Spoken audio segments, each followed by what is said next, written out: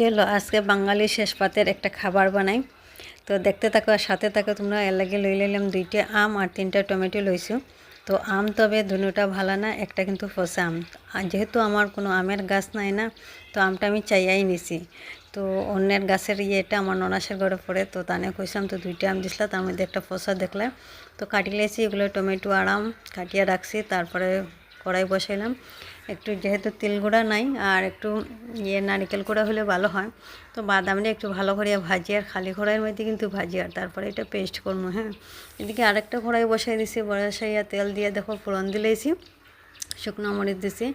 সর্ষে ফোড়নেই টক লাগে, তবে আমি একটু পাঁচফোড়নও দিছি যাতে একটু স্যাডটা একটু বেশি ভালো হয়, খাইতে একটু স্বাদ হয়। এই কারণে বেশি স্বাদ করতে যেহেতু জানি না খেতে হইব। তারপরে ভাজা ভাজা সম্পূর্ণ হওয়ার পরে কাটা আমগুলো দিয়ে দিছি। পরে কিন্তু পাশের বাড়ি থেকে আরও 2টা আম আছে এখানে। এই একটা তো ফসাই বাড়াইলো, এই আম দিয়ে তো আর একদম অল্প হইব। অল্প হইলে কোনো অসুবিধা নাই, আমরা তো আর বেশি খাই না না। তারপরে ছাদের মধ্যে কাপড় দিয়েছিলাম, হঠাৎ করে বৃষ্টি হয়েছে, তো কাপড় তুলতে গিয়ে আমার টকটাও ফোড়া লাগিয়ে গেছে। গতকালকে ব্ল্যাঙ্কেট ধুয়ে দিছি না, তো এটা তো সম্পূর্ণ শুকাইছে না, ছাদের উপরেই রাখছিলাম মিডিলে। রাত্রে আবার তুফান দিছে, বাতাসে মানে আবার ভিজাই দিছে। পাতারি বৃষ্টি 2টাও আছে, রোদ দিলাম।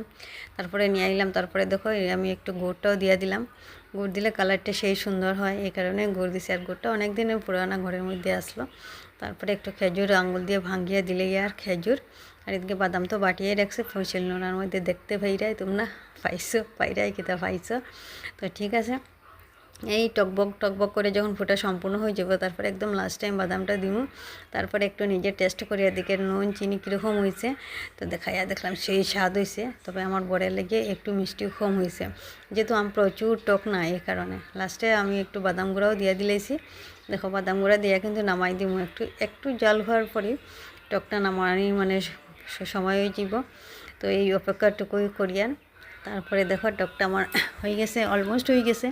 তো রাশি করে আসলে বা কইলাম একটু ক্যামেরা ধরো এখানে। আমার তো এরকম ক্যামেরা ধরার কেউ দেখে না, আমি মানে একাতেই নিজেই সব করি। তো এই টকটার লম্বানিটা ক্যাপচার করতে পারছি, তাই কারণে, নাহলে তো সম্ভব হইল না। একটু ব্যাক ক্যামেরা এইসব আমার করতে হয়। তারপরে কিন্তু আমি ভাত দিয়া টক খাই না, একদম শেষ পাতে আমিও নিয়ে নিলাম খালি পাতের মধ্যে বিনা ভাতের টক। খায়া লাগলো আমার কাছে সেই স্বাদ লাগছে, কিন্তু বরের কাছে গরম গরম খাইছেন না।